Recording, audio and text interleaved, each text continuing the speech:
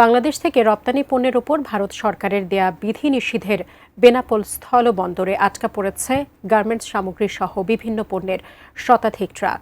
বেনাপোল বন্দর থেকে এ বিষয়ে বিস্তারিত জানিয়েছেন প্রতিনিধি আহমদ আলী শাহিন। থেকে ভারতে রপ্তানিযোগ্য বেশ কিছু পণ্য সামগ্রী ভারত সরকার হঠাৎ করে বিধিনিষেধ আরোপ করায় বেনাপোল স্থল বন্দরে আটকা পড়েছে রপ্তানিমুখী গার্মেন্টস সামগ্রী পণ্য সহ বেশ কয়েক প্রকার পণ্যের শতাধিক ট্রাক।